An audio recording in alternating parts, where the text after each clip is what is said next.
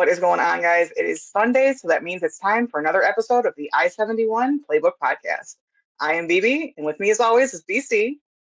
Hi, BB. Good morning. Happy Sunday. Happy Sunday, sir. I like the How was your Guardians Cup. weekend? I saw the Guardian Souvenir Cup there. Uh, it's pretty exciting because Ding! if you right on cue, the Guardians started their spring training games yesterday with a 6-3 loss, Yeah. I believe, to the Reds. Yeah, Right that down was, 71. whew, Yeah. that So was not fun. that's all right. Like, it really doesn't matter. They're just trying to work stuff out. I always love the pundits who get worked up about spring training baseball because it is the least important thing of all sports. Right, and especially, and it's with preseason with anything. So you get preseason in football, you get preseason in baseball. Get it out of your system now. That's fine. I don't care if you don't win a single spring training game. I don't care. Yeah. Get it out of your system now. But in football, you see indicators. Like you only got three preseason games now, and you can definitely see indicators. Oh yeah. The good teams when they in the preseason of the NFL, the good teams when they put their starters in, they go right up and down the field, get their work in, they're out. You're like, okay, they're ready to go. If you're the Browns, and you struggle in the preseason, which they did this past year, it was a sign of or portents of things to come. But baseball folks, enjoy the spring, enjoy getting to know your new Guardians, defending division champions, and they're going to be good this year. I know some of the moves they have made have not been popular, but they're going to be good. They're probably going to win the Central again, and they're going to be a playoff team. So, folks, it's going to be okay. I promise. They're going to be good. You're going to have a lot of fun this summer up at Progressive Field. Or do we even know where they're going to be on TV? So I've heard a couple of things. I heard that they are coming out with like an exclusive streaming service. There's bits and pieces everywhere, and it's so distorted because when they did the TV deal with Diamond Sports and Bally, it was an absolute nightmare, and not just for the Guardians, it was for everybody. And now Major League Baseball is starting to realize that because you're missing out on those dollars from people being able to actually watch and support your team. So I believe they're working on some kind of team by team package with like MLB TV, I think. Okay. I could be wrong. But I believe there is something that's going to help this season in order to catch Guardians games. Yeah, a warning to Major League Baseball and the NBA, who have seen ratings declines in the last couple of years. A warning to you: out of sight, out of mind is a thing. So when you make it hard for fans to see their home team, or you charge exorbitant prices for a terrible streaming service, Bally's, looking at you. Big time. When you do that, you tend to not, on the fan side, it's not intentional, but once again, we all have life, we have things to do, and we can't, continue to work to be entertained. Like the worst thing you want to do is work to be entertained. And so, that's what the NBA, and that's what, went to a friend's house Friday night, right? We decided, hey, we're going to watch Cavs Knicks, have dinner. So we go over there, and, where one friend has Bally's. So she has to pull out her phone. We have to find the app on the TV. She has this, QR code the app. Then 2 or 3 times it didn't work. Finally, we get it to work. And then on top of that, we're watching a pregame. And the pregame, I don't know if this is the same. What are the Monsters on? Are they on Bally? They are not. They are actually. Okay. They used to be on AHL TV, which was a great. It had its problems too, like with any streaming service that does. Now they're on. They've merged with like a Flow Hockey, and the service is terrible. that's why I won't pick up the package, because the connectivity issues, the picture, the constant buffering, it's not a stable thing. So it's horrible. Yeah, and that's what I was gonna say. Like with Bally's, you turn on the pregame, you're not really paying attention to the pregame. All of a sudden, you look up the No. screen, you have to click onto the actual game. Like it doesn't even just flow into the game; it's two separate What? programs. Yeah, and it's just little things like that are quality of life Wow. things that are so annoying with these apps. And once again, it becomes Hashtag work. first world problems. It really is, It but is, but it's do you annoying. want to? Yeah, do you want to have your fan base there? Do you want to get Northeast Ohio excited about being the best team in the NBA? And once again, without a doubt, Friday, the 40-point beatdown they put. By the way, Holy, shout out to wow. fellow Potter Quincy Carrier. He does. If you haven't watched Quincy's channel, he does Browns and the Cavs content. We are lucky to have him in our market. He is just fantastic. So Quincy, shout out, you do a great job, brother. Real quick, he said that the Cavs won so bad they won by an 8 Tristan Thompson minute margin. Oh. Wow. I was in tears when I'm I not heard him say even that. mad. Like, I am impressed. Like, that is my level of reading, and I'm like, wow. They won by Tristan Thompson 8 minutes. As Sir, Mr. Quincy, I raise my iced tea to you, sir. Yeah, touche, my friend. That was fantastic. Whew. Dream of the pod is getting Quincy on our pod someday. We get big enough to have Quincy on because, like I said, that guy is that guy when it comes to Cleveland sports. He just gets it, and he's just fantastic. So anyway, yeah, the Cavs beat down the Knicks.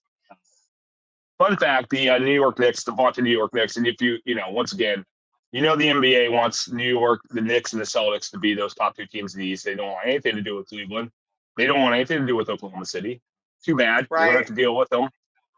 Yep. But the Knicks are 0-6 versus the Thunder, Cavs, and Celtics this year. So New York New Wow. York has a really good starting five, and that's about it. Good luck in the playoffs. Whew.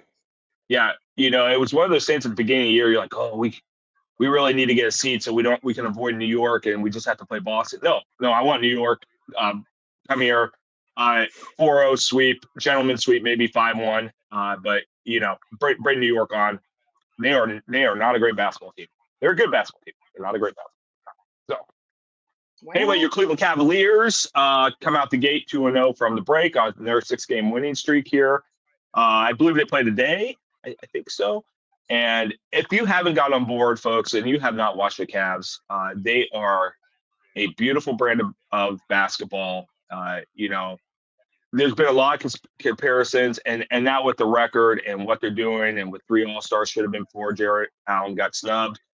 And actually, DeAndre Hunter, the season he was having in Atlanta, could have had All-Star consideration. I saw that the Cavs are the only team in the NBA to have 5 players in the top 100, which is pretty crazy. They are 10 deep. They just signed another player to put on the bench today. They are the real deal. They play beautiful basketball. The ball movement is incredible. They play great team defense. So if you have not gone on and watched your Cleveland Cavaliers, they are a legitimate contender for the NBA championship. They might bring that second title back to Cleveland, and they were probably the most unlikely to do it.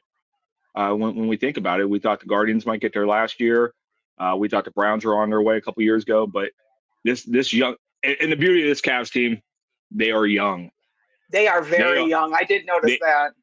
They are going to be a problem for a few years. So just in the best way possible.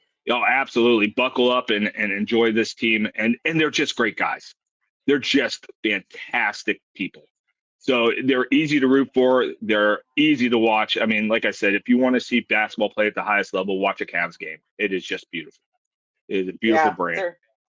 They are clicking on all cylinders this year. That's good to see. They are. Absolutely. So, BB, anything go on this weekend? Anything fun? This weekend, you know what? I had a little bit of a hockey hangover. Is that possible with you? Thursday night. I didn't think so, but I'm like, whoo. Thursday night was the championship for the Four Nations face-off between. It was a rematch between USA and Canada. Now, big question: Were there 3 fights in the first 9 seconds of this game? There were not. Okay, And I caught an interview with one of the guys who was on the team, and the reason why, and everyone wants to say, oh, it's because they booed our national anthem. No, it's because we were in their house playing their national sport, and we wanted to send a message, and we did. But since it's the championship game, it's you had some tussles, you had some scrums start up, but nothing is what we saw in the first game. But it was a great game from puck drop to OT. Both teams fought hard. It was a wild game to watch. A couple things that were really, really cool about it. Obviously you're going to have honorary captains that are going to come out to center ice to drop the puck. And obviously for Canada, they bring out number 99, Wayne Gretzky. And who the American honorary captain was. And if you're not familiar with hockey, you may be familiar with the story. The 1980 Miracle on Ice Winter Olympics game. Miracle, one of my all-time favorite movies. If you haven't seen Miracle, kids, it's on Disney Plus. Go watch it. It is one of the most incredible movies you'll ever watch. It is a great flick. But the gentleman who scored the game-winning goal on the Miracle on Ice game, Mike Eruzione. Mike Eruzione. Yep. Eruzione. Thank you. Yeah, that's all right. Hey, once again, that's one of those in my past life as a teacher, as one of those movies that I showed to demonstrate the Cold War. And that game, people underestimate. When we get to the Dog Days of Summer, we should talk about that game on the pod. But that game absolutely literally turned to Cold War. It did. We were coming. The late 70s were really rough on the United States, and 2 things happened: one in 1979 and one in 1980 that really won the Cold War for us. The Soviets invade Afghanistan, so it was we now in the United States know how tough it is to invade Afghanistan. The Soviets invade Afghanistan, and then the Miracle on Ice. It just changed the whole entire American mindset. That the Soviets were humans. They weren't these robotic people, and they were scared too, and they were afraid of nukes too. Like, we learned that during that period in Lake Placid in 1980. And once again, if you want a great history lesson and just great sports action, watch Miracle. It's just fantastic. Kurt Russell is so great in that movie. So great. What I love though is they were taking the clips of his big speech, his big locker room speech from the end. And they were actually splicing together clips with Team USA from this year. So it was a really kind of cool thing to do. It was almost 45 years to the day from when we won that game. And I'm so old. I'm so old. And a lot of people got emotional as well because he came out there and had on the number 13 jersey, which, again, if you're not a fan of hockey, this summer we lost an amazing hockey talent and his brother in Johnny Gaudreau. And he had a Johnny sweater on. So I saw that coming out, and I teared up a little. I'm not going to lie. Is that why they were cheering Johnny Hockey? Yes. Yeah, I heard about that online. That Johnny Hockey cheers were going on. That's awesome. It was also watched by like 16.1 million people in the United States. It is the most watched ESPN game ever. Yeah, that's a And it big is the audience. second most legally betted on. Oh wow, wow.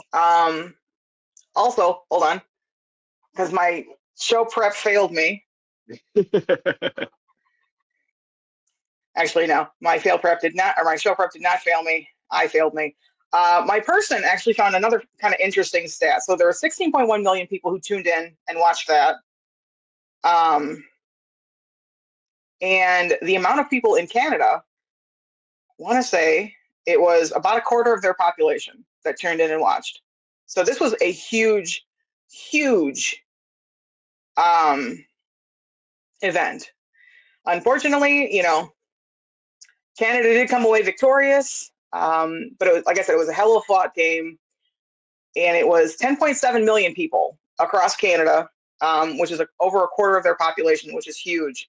And it is the most legally bet on game that ESPN has records of. So that was fun to watch. Yeah, to put that in perspective, just so people know, by population, that's basically Super Bowl ratings for Canada. Because about a quarter to a third of America watches the Super Bowl. So that's big time ratings in Canada. Huge. And then yesterday, it was the return to hockey. So the Four Nations was to take over the All-Star break for this year. So they did the Four Nations face-off, which was wildly successful. And everyone was back to playoff races. So I got to watch the Wings take on Minnesota, which they actually did not win under a very controversial goal in overtime. I don't buy it. Watch. BB has words for the officials. Oh, I do. Absolutely. All the time. So when I used to have season tickets for the Monsters, my seats were the second row off the ice along the players' bench. Okay. So I'm right there on the glass. I would actually take nights and actually wear sunglasses and a striped ref shirt and sit in my seats. If one thing I will always have disrespect for are linemen and refs. It just your trolling of AHL officials is up there with my trolling of Whit Merrifield. Have we ever talked about my trolling of Whit Merrifield? You and I have off pod. Okay, yeah, just a little background for numerous Guardians Indians games. I happened to be up there when Whit Merrifield at that time was playing for the Royals. Like, it's in a division, so they played a lot. And it seemed like every time I went up there, Whit Merrifield was playing for like a 3-year period. And just the name Whit Merrifield, just, it just brings on commentary, heckling. I mean, I don't know what the word is. It was all good some fun. Feelings, some emotions. It was all good fun, but it ended with a what's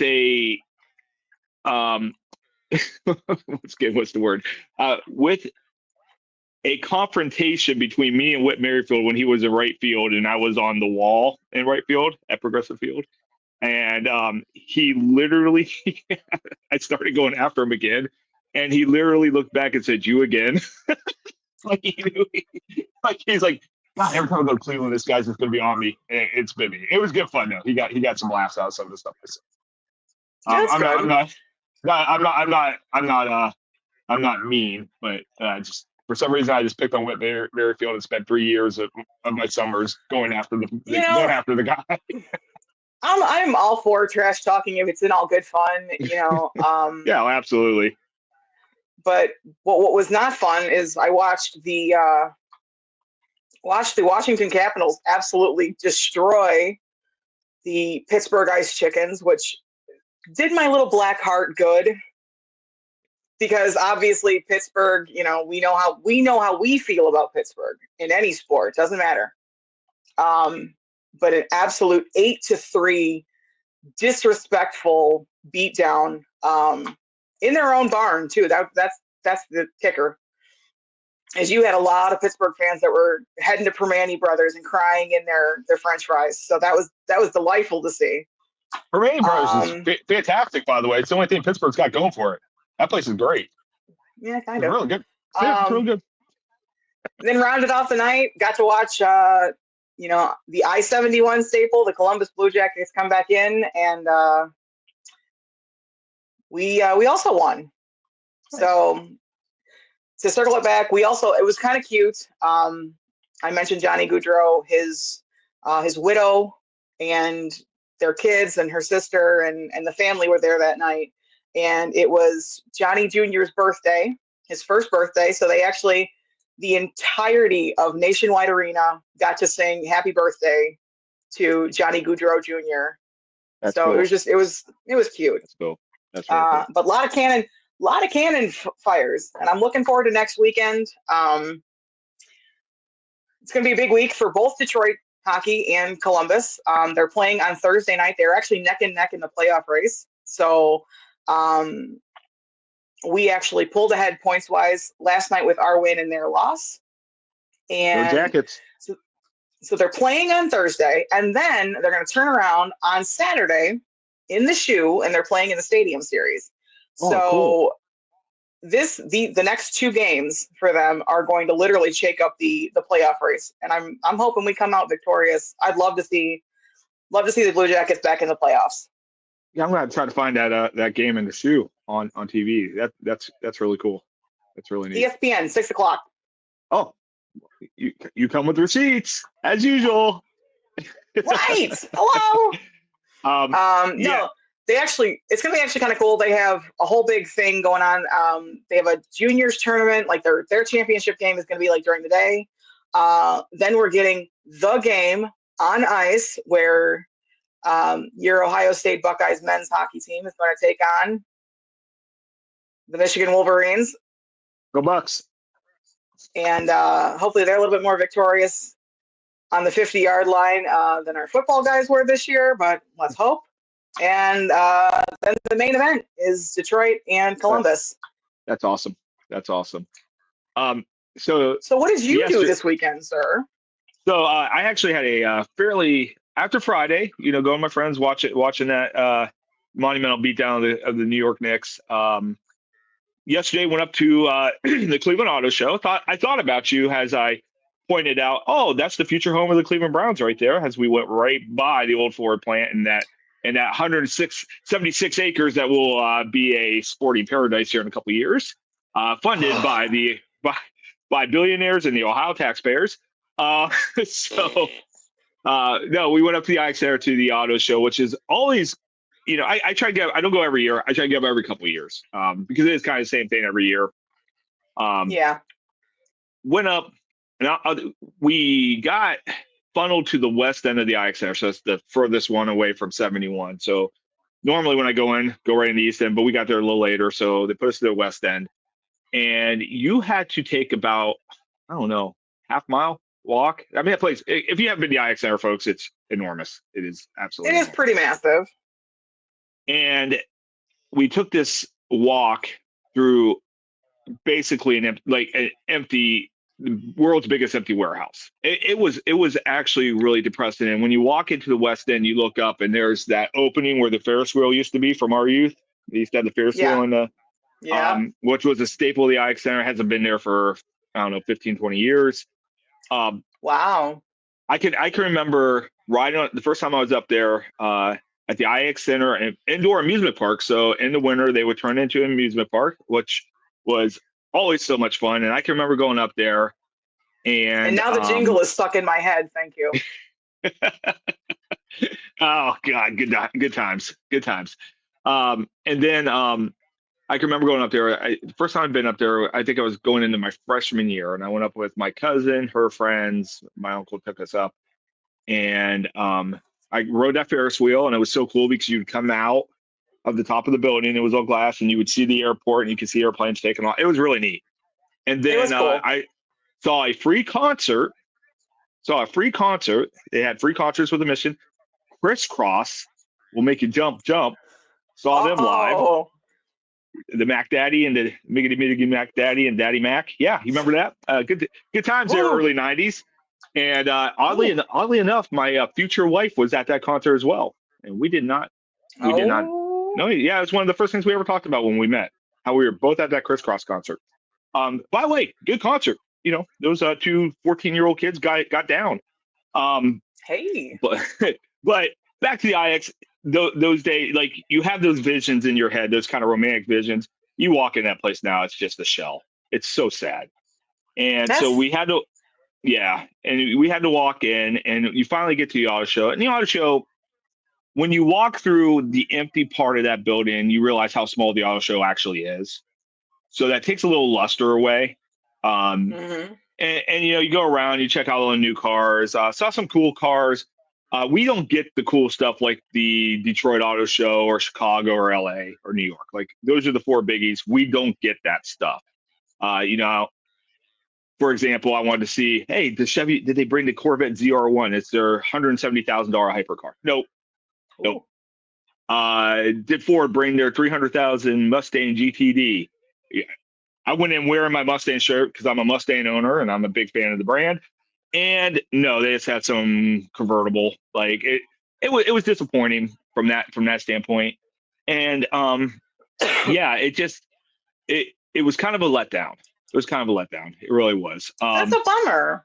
Yeah, it was. And I just don't know if it's me getting older and I don't know, but I really think it was walking through that cavernous, empty IX Center part just kind of killed the buzz for me. It was just bad vibes and walking in. that's kind of shocking because at least I remember going to the Cleveland Auto Show and it was packed. Like you could not get any more cars in there. And to hear now that it's diminished it's kind of sad.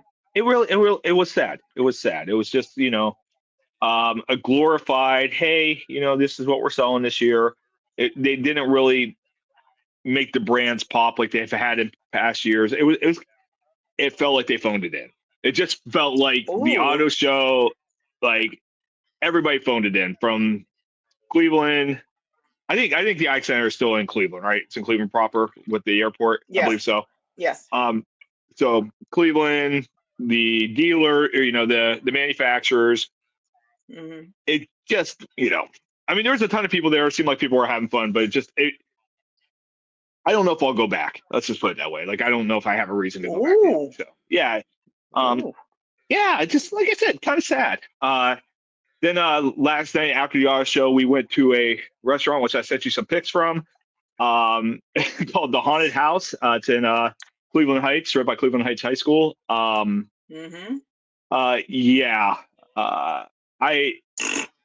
I'm not a guy. There's things, I don't have a lot of fears. I'm not, you know, I don't have a lot of fears. But one thing that fears me comes from a book I read when I was 13 and 14 years old, 1,100 pages, called Stephen King's It.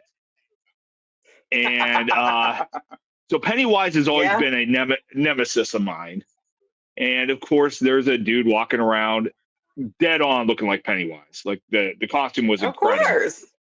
And you know, I'm sitting there and he's walking around with his red balloon, and I feel this hand just kind of go right here.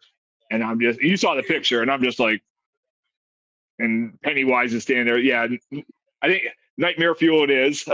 So, but that was if you like horror movies, it was cool when they announced the birthday. By the way, shout out to the person upstairs, Kelly. Happy birthday to you.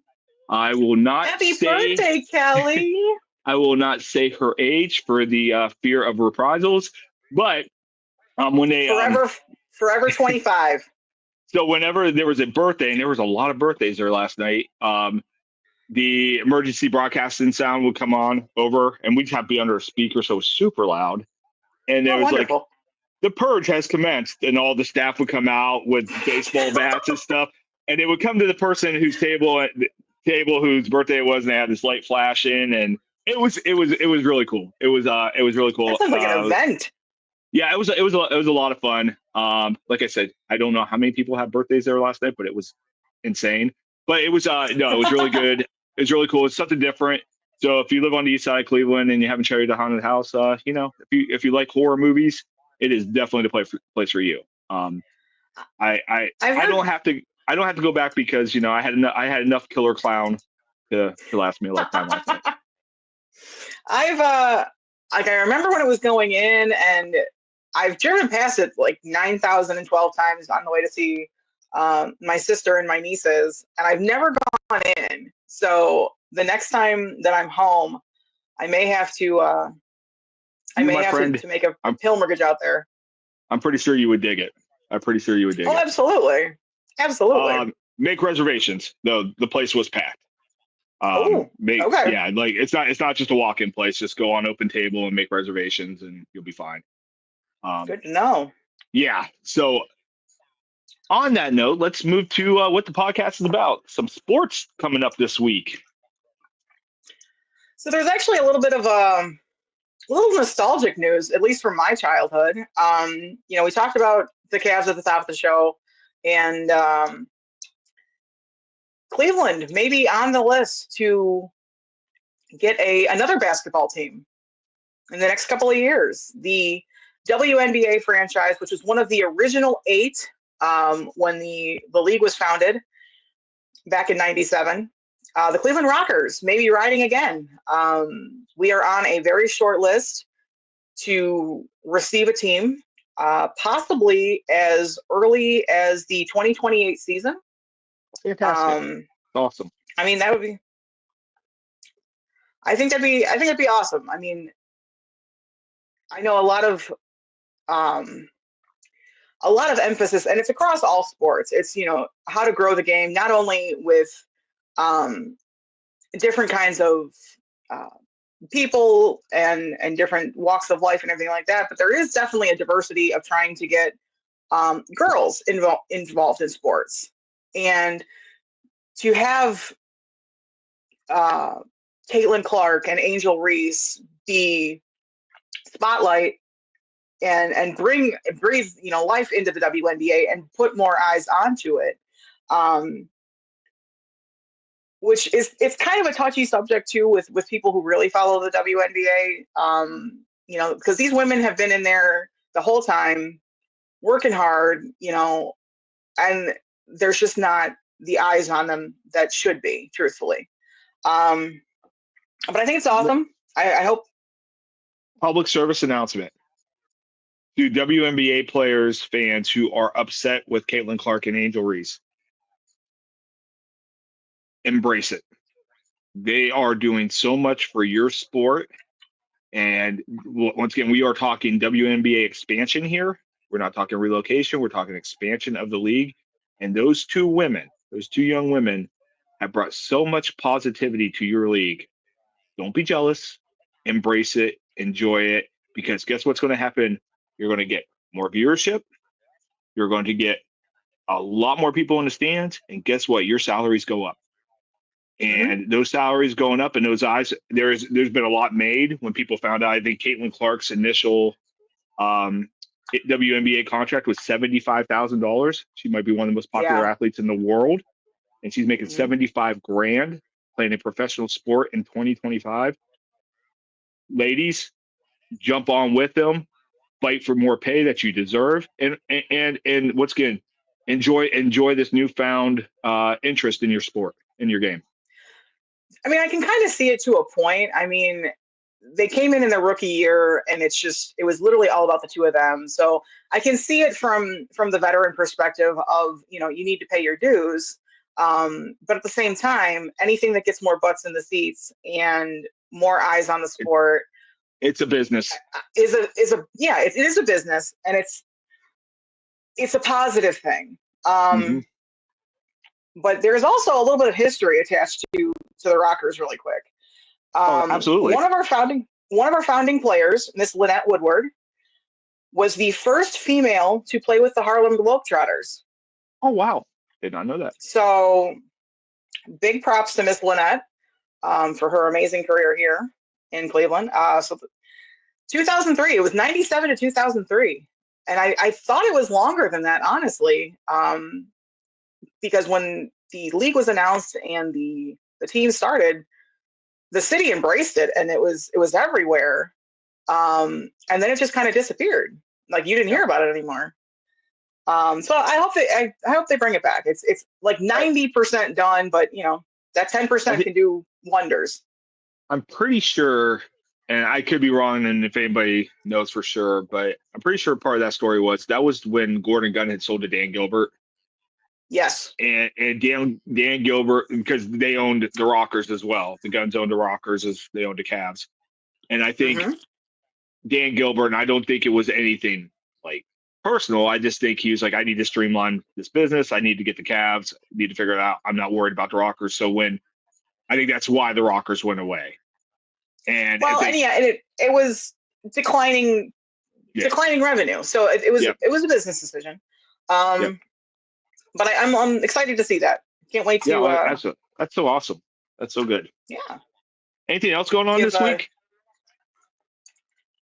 We're gearing up for. We got spring training that started. Obviously. Got spring training, and we got the NFL Combine. I think we talked about the brilliance of the NFL marketing and business plan, that the NFL will not let us breathe and have a month without something about the NFL. And if you think about it, and once again, you kind of do in your head, okay, so from August to February, we have football. End of February, we have the Combine. March, we have the scouting. We have free agency. April, we have the draft and schedule release in May.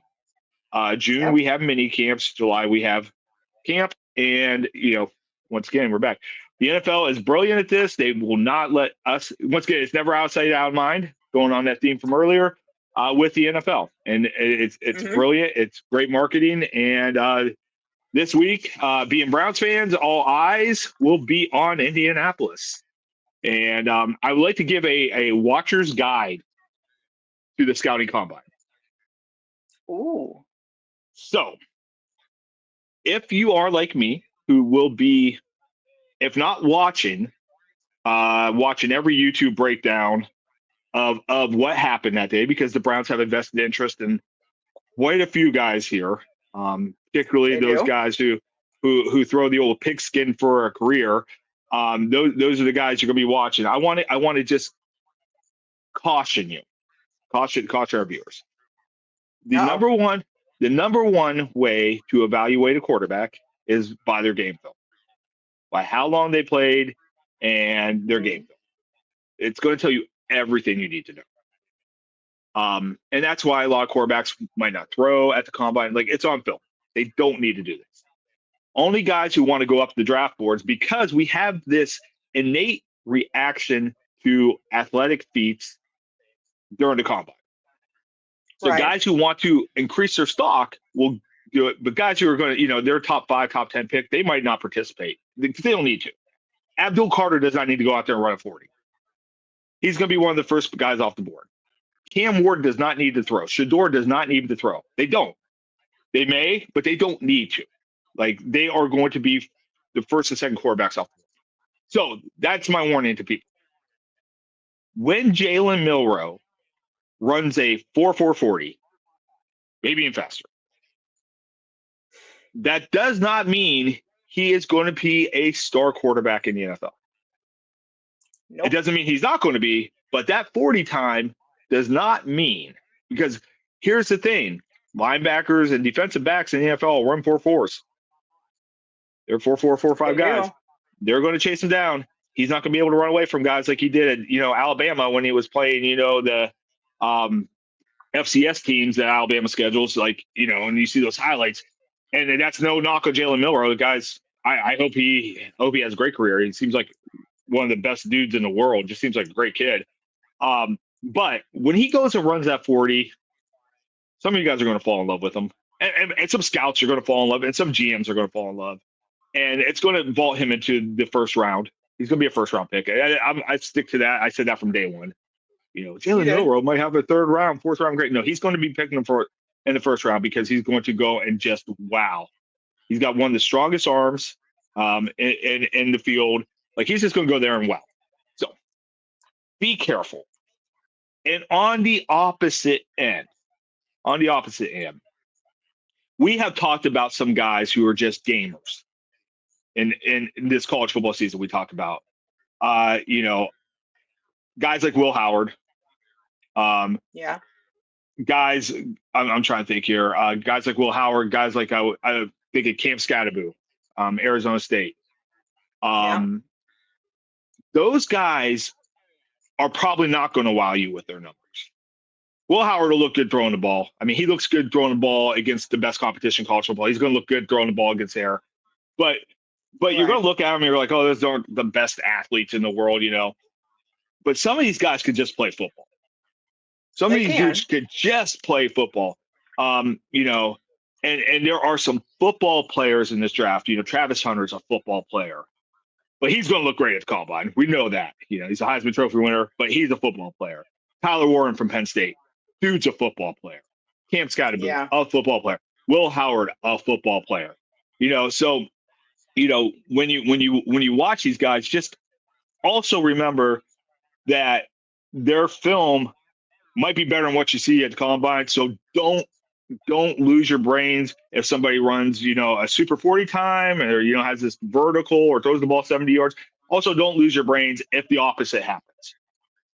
The film is what matters. The film is, and the biggest thing, and then it's all, the floor is all yours, BB. The biggest thing for teams here for the combine, and I hope people understand this, two things happen at the combine that are major movers in the NFL. First of all, the GMs are all together and they're talking trades and they're talking about trying to find out where other teams are going. They're trying.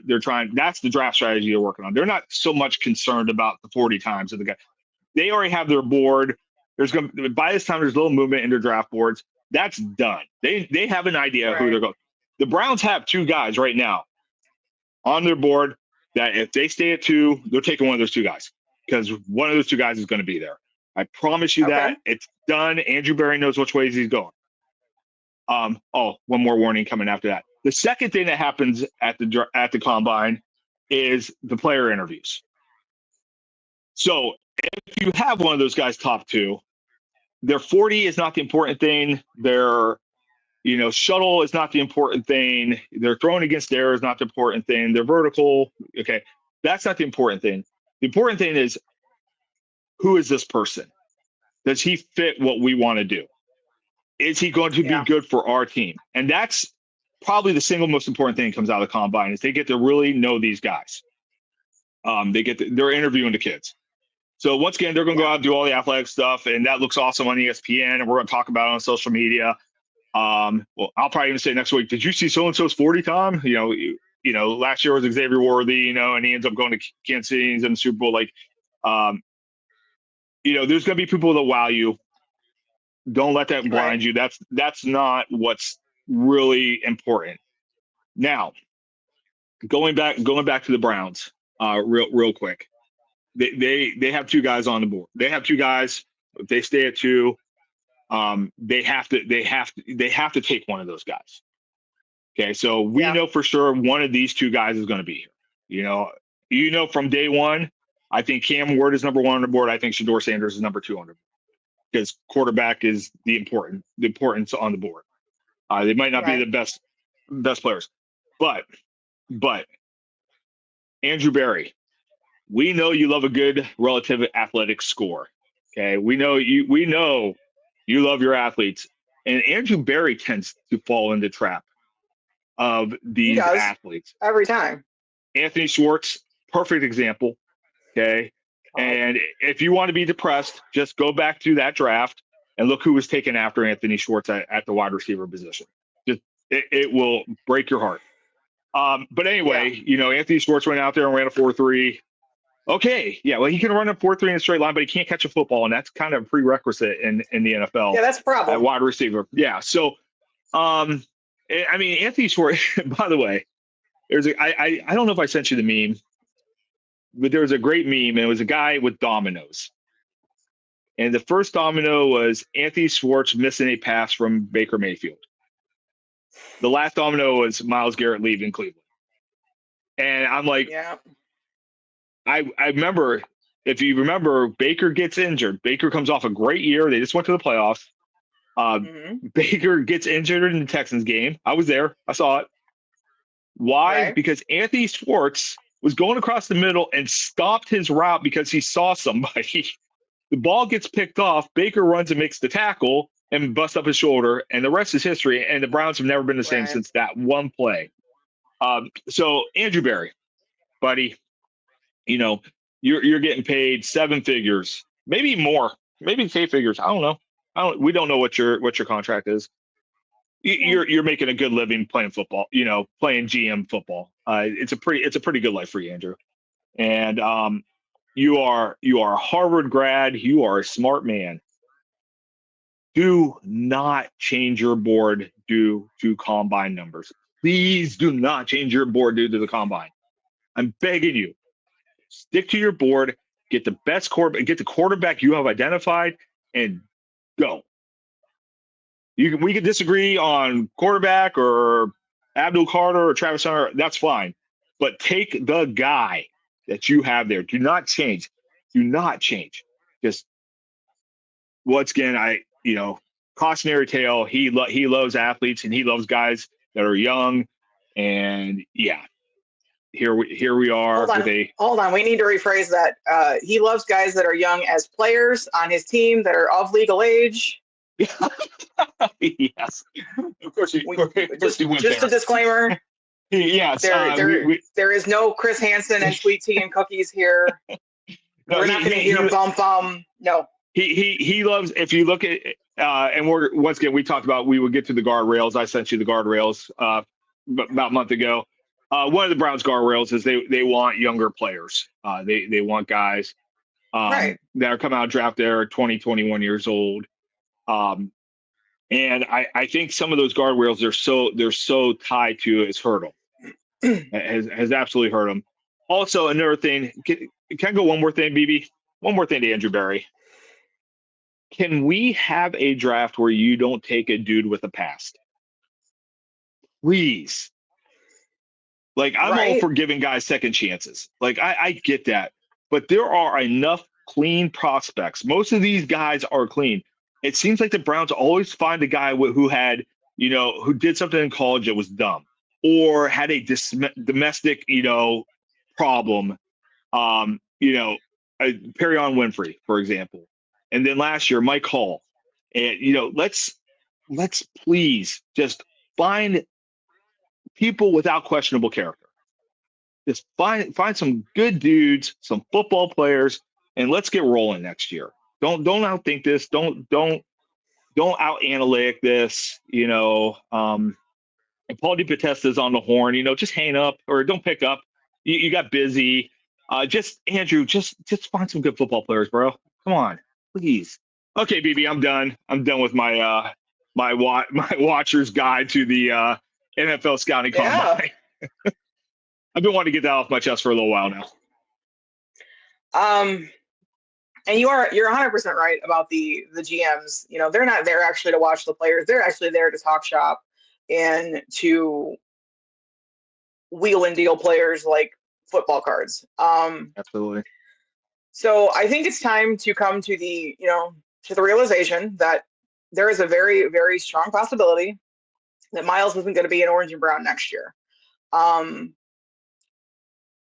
It's, you and I have mixed feelings about it, but let's just, devil's advocate it here. And he goes. And this is going to be the major time to figure out what we can get for him. In draft is, we are not in a position as a club that others are in, where they just need one or two pieces, but they still have the depth to, to bring it in and be competitive. The Browns aren't there, clearly. We found that out, that we are farther away from returning to the championship or to the playoffs, at least, than we were hoping for. And it's not quite, burn it all down and it's not Chicken Little time. It's not the sky is falling and, no. What we do need, we need to take a page out of the Cavs. You need a young guy. You need a young team because, one, provided that everybody stays healthy, there's a caveat. That's been a big obstacle for the Browns the last couple of years too. It's been an obstacle for a lot of teams last year. Yeah. But the Detroit Browns, Lions. Yeah, my Detroit Lions got the injury bug bad, but the Browns need to stock the pantry. And I said this a couple of weeks ago. Yes, we need somebody at QB. That's not the only thing we need. So my plea to Berea would be, don't just take a player just for their name, just for the hype. Take them because of what they're going to provide to the fan base and what they're going to bring in and what they're going to add to the team. Because at the end of the day, it is a team. It's not, one person is not going to win a football game. They're not. It's a group effort. It's a group project, and everyone's got to pull their weight. But, like with all group projects, and you being a former teacher, you know this more than anybody, you always get that one where somebody's going to do all the work and somebody's going to kind of skate through and fly under the radar. But yeah, I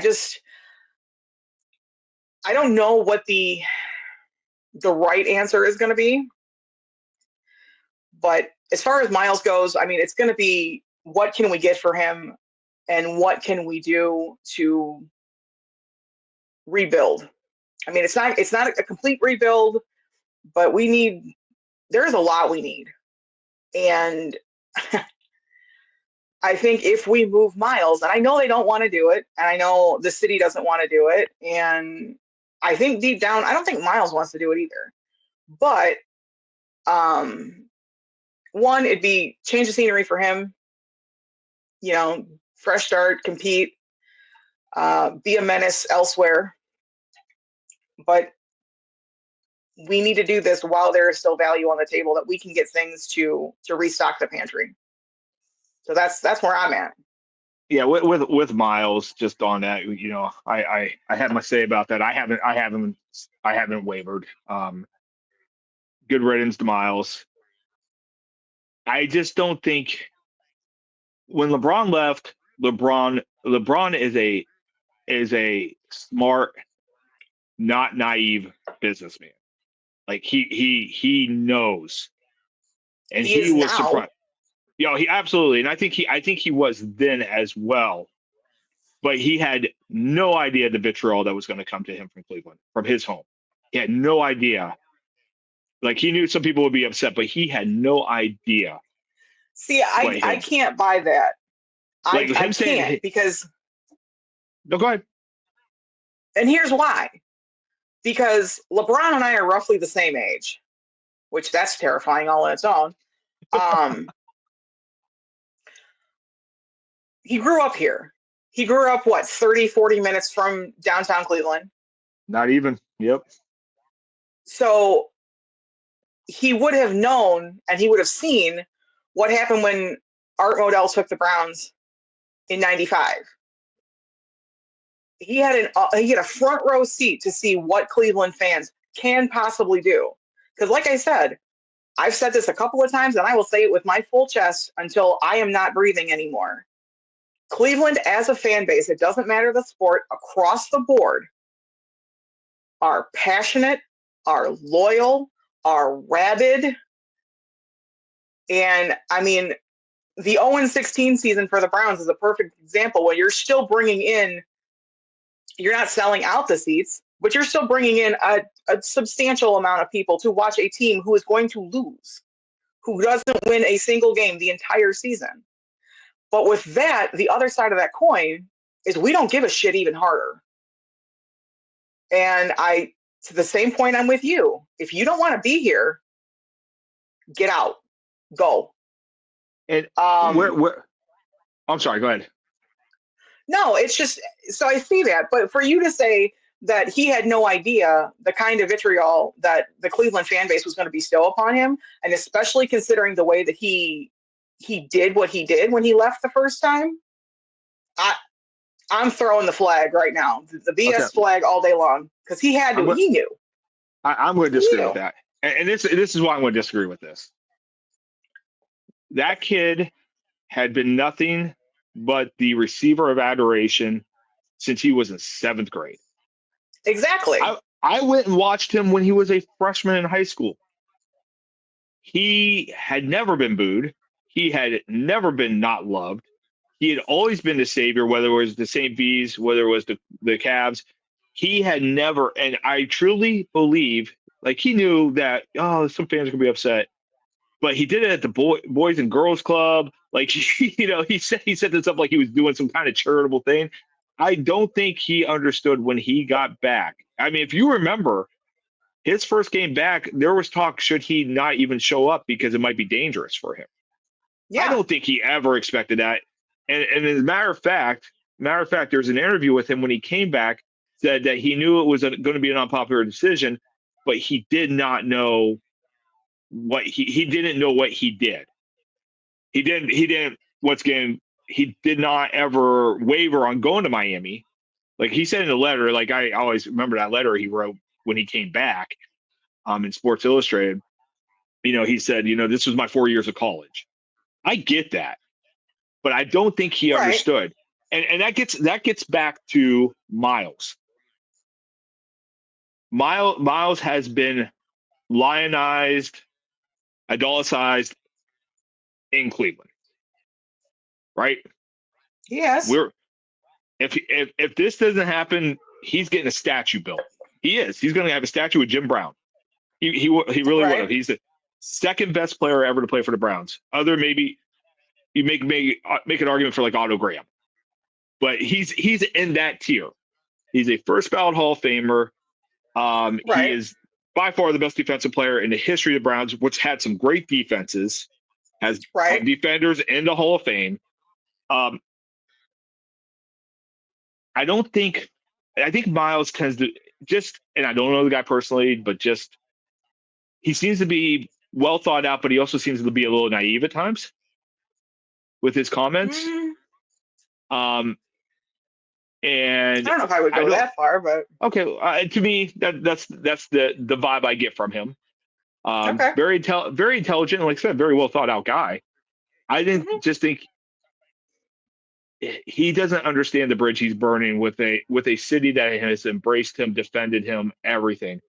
And we heard on Radio Row he wasn't happy about things that happened when he hit Mason Rudolph. Well, first of all, dude, you took off a helmet and you almost killed a dude. Like I'm sorry. Yep. I'm sorry. Mason Rudolph might be the scum of the earth, but you took a helmet off and almost killed him. Like if you connect with him, you could have killed him. And a game that meant nothing. And a game that meant nothing. There was like, what, 3.5 minutes left in that game? We were getting absolutely just dog walked. That's the first thing. And you were not happy that some of your teammates said, that's probably a bad move. You can't defend what he did. You can't defend him once again, almost like murdering a guy on a football field. Like that's not hyperbole. He took a helmet off. If he hits Mason Rudolph in the head with that, he could have killed him. So, for him, that upsets him that some people didn't come to his defense. And I know he was targeting Baker Mayfield with his comments afterwards. And Baker said, you can't do that. Like, he was asked about it. What's he supposed to say? Oh, no, Miles had every right to swing a helmet. No, you can't do that. So, no. Miles, you got to let that go. You served your 6-game suspension. No matter what was said, and I wholeheartedly believe, Miles, that there was some kind of racist overture because Mason Rudolph has that in his history. He does. Absolutely. I highly was the end bomb drop? Probably. But you can't do what you did. Probably several times. Yeah, you can't do what you did. And but see, to that point, though, he does his 6-game suspension. And then the very next season turns around and wins the Walter Payton Man of the Year award. Oh, did he? I did not know Yes. that. Okay. Yeah, I'm almost positive it was the following year I because know he was the amount of image. Yeah, I know he was the nominee. I didn't know he won it that year. I am almost positive it was that year, or if it was very soon after. This is But when he went to Africa. He went to Africa and did all that charity in Africa, right? Was that? Yeah, he was doing Was that? mission work Yeah. and things like that. Yeah. Yeah. Yeah. So I think that was because that was close to was that his rookie season? I don't remember. No. His rookie season was in 18, 17, 18. No, that was right before the And that was what, pandemic. 19? Well, I mean, Baker was the quarterback. I think it was the season before the pandemic, I believe. Okay. So I have to probably look the that 18, up. 19 season then. Yeah. We'll look it up later, but that's fine. But clearly someone in the locker room went to him as someone who's relatively new and possibly, Yeah. to the league, and they're like, "Hey, don't be that guy. Don't do that." Right. So then he turns around, and then you see the charitable things that he would do, and you saw the same thing with LeBron. Now, personally, LeBron as a basketball player, LeBron as an entity, I have never been on board. I know this. Yep. I know that. And it has nothing to do with anything other than the fact that because people put him at such a pedestal at such a young age, you still got to remember your roots and you got to remember where you came from. And yes, he has that now. And by the way, that's why I think that the hate that he got, he was not expecting, because of that pedestal, because of that entitlement that he's only experienced. Right. Like I truly believe that's why he did not expect what was happening that happened. But that's different. That's neither here nor there. Right. But the thing about pedestals is they can crumble like that. And they do, especially in Cleveland. Absolutely. So, you have LeBron, the philanthropist, who does amazing things. He has the school in Akron. He has scholarships. He's done lots of great things for the city of Cleveland, for Akron, and in general. But again, still, LeBron player, no, not a fan. And see, but Miles went down that same path. You saw him doing a lot more charity work. You saw him being a lot more of the face of community events. You saw him doing a lot more things like that. I mean, hell, he's a minority owner now in the Cavs. So yes, the city has embraced him. We've adored him. But people were starting to see behind the curtain a little bit this season, because that's when he got a little bit more vocal. And not just, it was from training camp where he would drop these little snippets of conversations and comments into the press. And then obviously it culminated with, the Achilles snap heard around the world, and the adverse reaction that the fans had. So it's tough. It's a toss up. But to sit there and say that they don't think that it's going to happen to them, I don't think that either one of them either are or were that naive. I can't get there. There's a reason why he reached out to LeBron, and I think, well, first of all, LeBron owns the agency, which is his agent. Like LeBron owns Clutch Sports, and Clutch represents Miles. So that makes sense. He went there, but I think part of it was like, how did you deal with a city that adored you that now is going to hate you? Because Miles will be villain number one. He already is. For friends of mine, we've had deep conversations on this. They're like, get out. You won't be here? Leave. And everybody, it's funny. Everybody starts the conversation is like, I get him wanting to leave. Right. I'm not mad. And it sounds just like the LeBron. It's the way you're going about it. It's not. Yeah. It's LeBron getting on national TV and embarrassing the city. It's Miles going on Radio Row, basically begging teams to throw packages at the Browns, so he can get out of here. That's hold what on. rubs people the wrong way. I actually have a question for you now. Yeah. So because now, again, you know I love to play devil's advocate. Shoot. So you just mentioned that he was basically on Radio Row the week of the Super Bowl,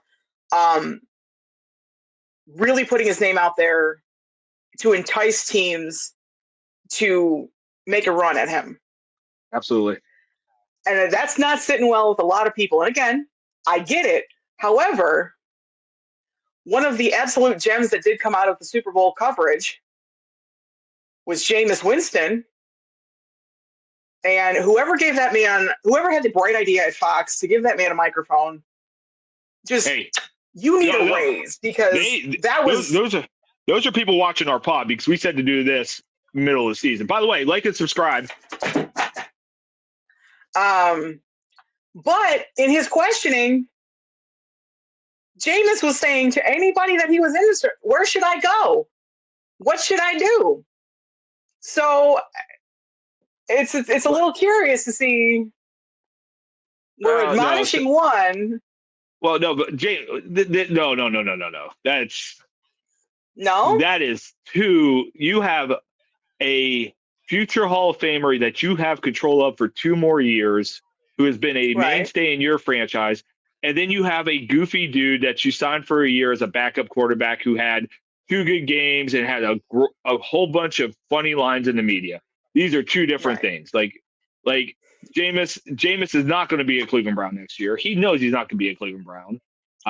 We have both advocated him go make your money on television, because you're going to be wonderful when you do it. But him and the Miles situation are 2 different things. Miles is trying to force himself out of a contract that he signed, by the way. And you know me, you sign a contract, you live up to that contract. Yeah. You know how I feel about that. I'm big. You sign a contract, you play through that contract. Because you're getting well compensated for that contract. And I don't care if the salary cap goes up and other guys that passed you. At one point, you were the highest paid non-quarterback in the league. Actually, it only lasted for about 3 days, and then Joey Bosa got his contract. But you are at that point where the highest non-quarterback. You signed that contract. You made a commitment. You live it out. You don't go on Radio Row to any sports outlet, to any podcast that'll listen to you and say, oh, yeah, I would love to go play in Detroit. I would love to play for Buffalo. I would love to play here. I'd love to play there. No, screw that. Seriously. That is such Bush League behavior. That is and once again, I don't want that guy as a leader in my locker room. There's no way that he can come back from this. I mean, so it is a foregone conclusion now that he's literally out the door. It's just going to be a matter of where he lands and what we get for him. Because I really don't think that there's any possible way that he's going to be able to salvage that. And then when he comes back to Cleveland for future games, if he comes back, now if you've been to Huntington Bank Field, you've been to Cleveland Brown Stadium, whatever incarnation that place has been, First Energy, the biggest ovation always is Myles Garrett, Nick Chubb. If they got announced, that was the biggest ovation every time. I would venture to say, if Myles happens, like this happens and he doesn't go and he's gonna play for the Browns next year, which, I mean, it's still a possibility. I agree with you. I think he's gone. It's a possibility. He's going to get booed. I'd be the first one doing it.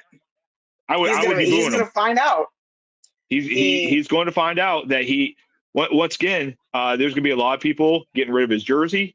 I mean, that, by the way, the two most worn jerseys in that stadium, Garrett and Chubb. Yep. That guy went from absolute legend to villain. And, I'm not sure if this is one that Cleveland fans will get over. They got over LeBron because LeBron came back and won a championship. That's what it took. That's what it took for LeBron to come back and win a title for people to forgive him. Miles, there ain't no. Well, 99%. Folks, in case you didn't understand, BB has a level of petty that rivals anybody, and you spurn her she done. So, well, yeah, because listen, I am Sicilian and I am Yeah. Irish, and my people invented the word vendetta. So people are like, you don't have to go out of your way to be petty. It's not out of my way. It is literally on my way every single time. So, but yeah, so Miles, for a lot of people, has burned a bridge. It's not getting repaired. Even if he came back, no. and even if he signed a long-term deal with Cleveland, which some people think he's doing. Some people literally think that this is just posturing for. He was going to be the highest paid defensive player. He's going to be the highest paid defensive player in the league, no matter what happens here. If he goes to a different team, he's going to sign for a record-breaking contract. If he stays with the Browns, he's going to sign for a record-breaking contract. It doesn't matter. Right. But this is not him posturing for that. Cleveland was going to give him that contract. I'm positive of it. But yeah, he is. I just don't know how like you said, there's no coming back from his behavior at the Super Bowl. Like, there's just no coming back from it. And, for a fan base that has stuck by him and has been true to him, for him to do everything he can to get. And by the way, for him, this is business. He doesn't, it's nothing personal against the fans. Dude, it's personal to the fans. Like, it's personal. We take it personally. Yeah, especially, when you are someone who is such a solid backbone piece to not just the team on the field, but to the franchise, to the city. You are a face of Cleveland. You are a face of Cleveland. Right. Whether or not you signed up for it, you are. Your play has done that. Your actions until this point have done that. And yeah, there's no coming back. There's no coming back. So anyway, Combine. We do have a lot of holes to fill, and it looks like we have a bigger, more ager. BB and I will continue to argue in the upcoming weeks, where I say, Brock Purdy had an effect on me. He was Mr. Irrelevant, and he became a Pro Bowl quarterback. So there is no way you can't say that one of these guys is not going to be a Pro Bowl quarterback at some point. Andrew Berry has to go find him with number 2. That's his only mission. And I know you and I are going to disagree on that all the way up to the draft. Maybe not. So we'll get it. You know what? Let's get into that next week. Because we'll have stuff to talk about with the Combine. We may not be as far off as you think. Okay, I'm just gonna say that. I'm interested. So next week on the pod, I'm always down to argue. So next week on the pod, Sparks scores 40 times and the overinflation of draft value. Sound good? Sure. I like it. Good stuff. A little spicy today. A little Sunday spice. This is once again, folks. These are the conversations that we have been having for a very long time. So you're kind of getting a little look at when we go back and forth with each other. Always respectful. I'm more Absolutely. right than she. I'm more right than BB is, and I don't know about all that. Listen here, sidekick. By the way, this week. No. By the way, this week, talking to somebody who watches the pod. We do have some friends of pod out there that watch, listen. This person in particular said, "You do know I watch for BB, right?" I'm like, "I hate you." Aww. Good story. Thank you. I mean, I lost a friendship over it, but you have a fan, so. I will take it, man. I will start selling autographs and everything. Don't tell me that, because you know what? You're not going to be able to tell me nothing now, because hey, you think I'm insufferable now? Oh hell! There have been times when y'all are going to be able to stand me. There have been times when we have not wanted to be honest with each other, but we always have been, and that's one right there. So that is true. You are a budding star, my friend. You are a budding internet star. Ding! I don't even have to take my pants off. Look at that.